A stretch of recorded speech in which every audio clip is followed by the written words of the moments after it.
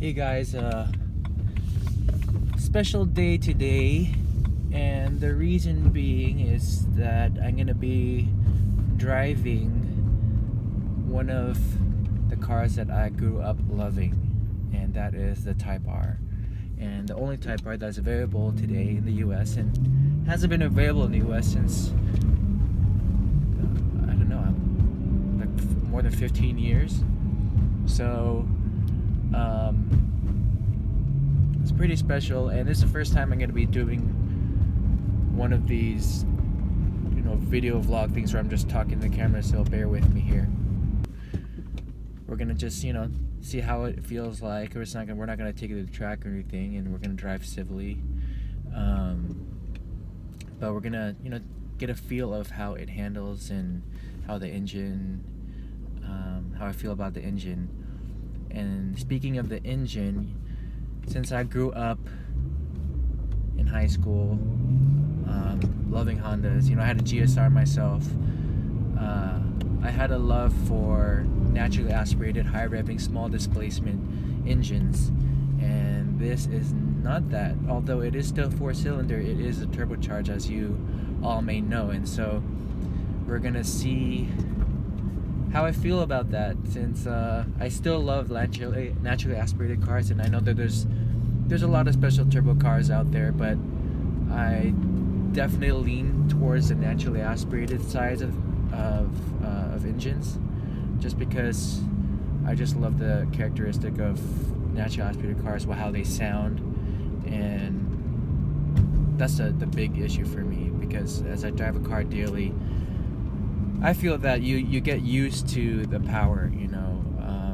I was coming from a 325 before I got this M3, and coming from 185 horsepower to 414 horsepower, it's a big jump.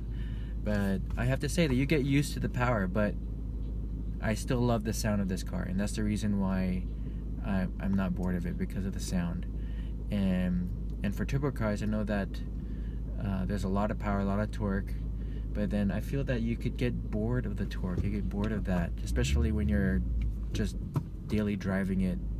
But the sound and the way the engine feels and the way it responds, the throttle and everything, you can't beat a naturally aspirated car, especially a really nice one. So that being said, we're gonna see how this Civic Type R feels, and how I feel about it. And so we're gonna be meeting up with my friend, and I believe his sister's coming with a 987 Boxer Spider. My dad, he works for Honda too. He wanted to check out the car. He's gonna bring his 981 GT4, my brother in his 981 Cayman S, and my other brother in Subaru STI. So it's gonna be a little bit of a crew.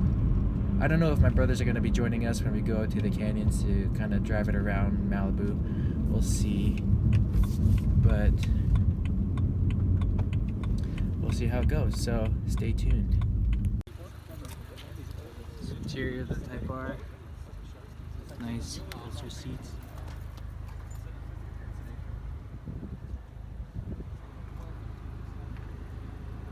All digital cluster, infotainment system, titanium shift knob, whole deal. Fake carbon, but Type R's never really had real carbon anyway. I don't mind people it's fine. You're not gonna come.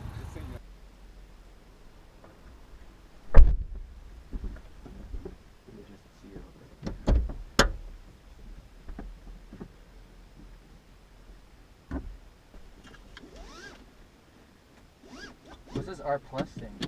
Oh, this is the mode selection. So comfort is what down. It automatically is in sport mode. You don't need that. That's actually my core keys. So you just have to hold the clutch, and then hit the press button. Oh, okay. Because Titanium shift knob? Yeah. And then it has the parking brake on. So reverse is down and right. Yeah. Can you just adjust the height? Yeah, there's a lever. There's 2 levers right here. Oh, on the side.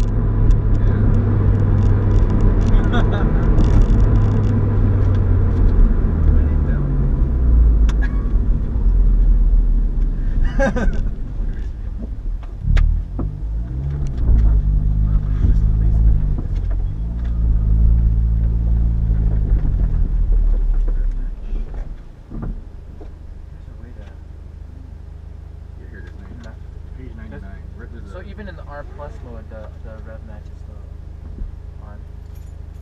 So The was using touchscreen. Oh, the touchscreen. Oh, so you do it through the touchscreen? Yeah. The for the GT4, it's only if you put it on like I think sport mode, or you turn off the traction control. That's when it turns on. On Sports Plus mode. Oh, there's like you have to do something, right? Yeah, on Sports Plus mode, the auto rev should stay. It needs to be like in sport mode or traction control mode. Kind of makes sense. Oh, the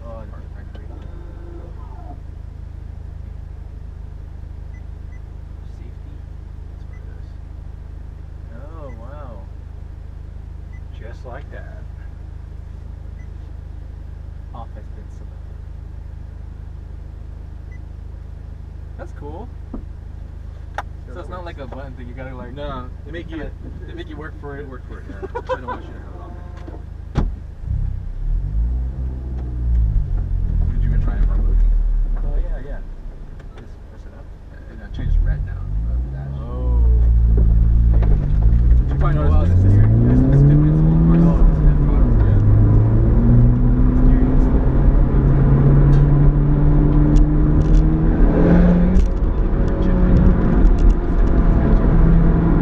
That's why people are complaining that they can't do that.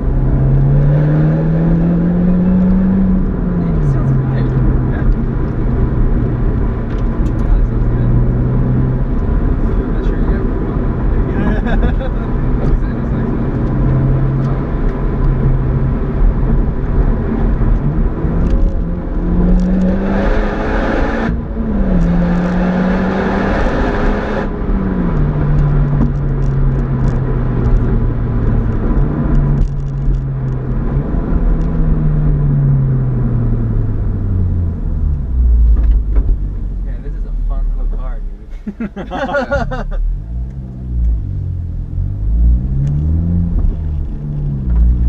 it'll be really fun on track.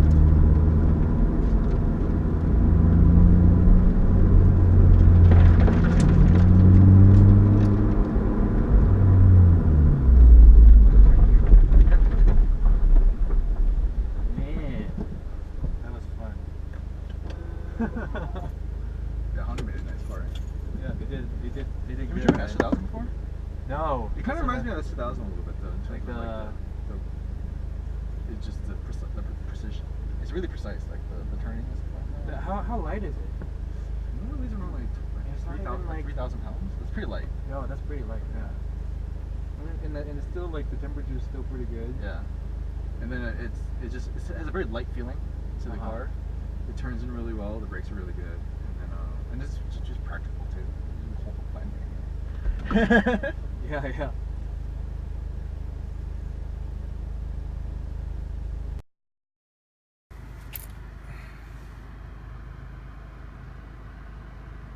So it's all digital display. Yeah. For the... It's all digital. Yeah, I like it. It's simple. It's not like trying.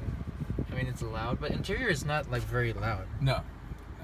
Yeah, it's. I think they make it where it's like it's still very livable. It's not like a race car, so you can drive this every day if you really wanted to.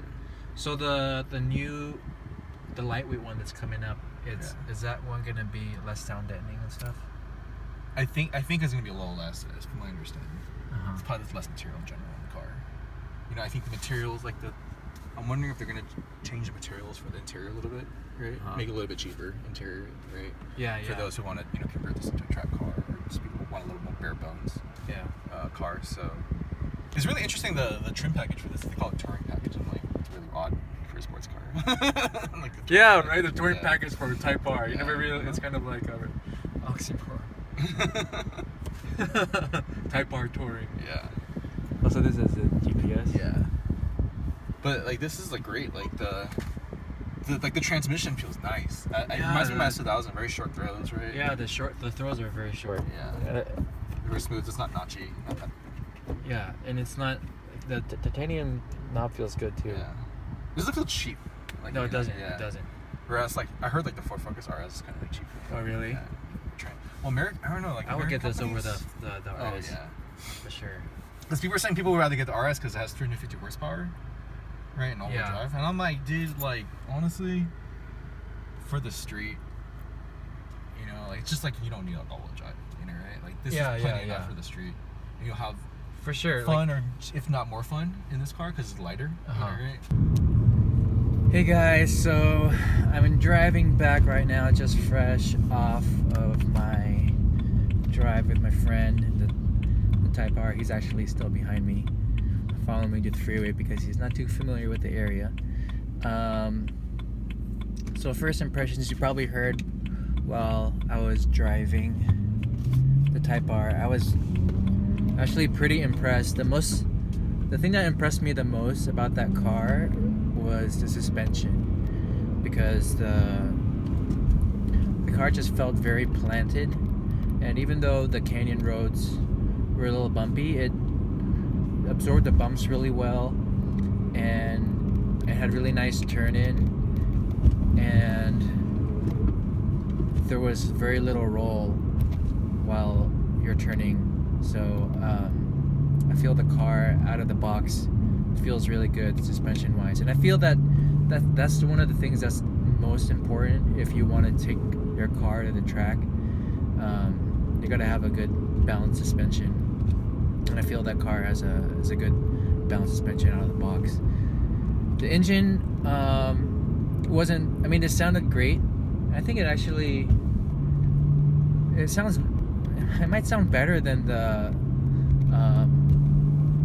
new Cayman 4-cylinder turbos, but I feel that it sounded good, but it's still not the same as a naturally aspirated car that would rev up to 8,200 RPM or something. But I feel that the engine it sounded good for what it was, and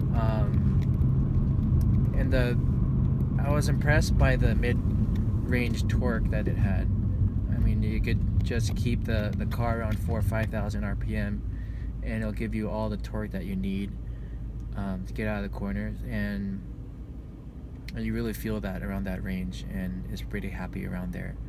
And you'll feel the power throughout redline from 3,000 RPM to redline, and so when you're on track and you're downshifting to whatever you need to be, you're gonna always have power, and no matter what corner you're attacking. So that's how I feel like it's gonna be like on track if you take it out there. So I mean, it's a nice, it's a fun. It seems like it's gonna be a fun track toy for those that will take their cars out to the track. And Honda really did their homework when they made that car, because the suspension feels really nice, and it does sit a little bit high. There's a pretty big wheel gap. If you look at the pictures I took on my Instagram, but it does. I mean, it's very compliant on the road. On regular street, it feels firm, but it's not jittery. It's not bumpy, and even though on the racing mode, the suspension got more firm, the wheels never hopped, and it stayed planted the whole time. So it did feel a little more bumpy, but that's that's how it goes with firmer suspension. But it's still the damping was really well. So I was surprised at how well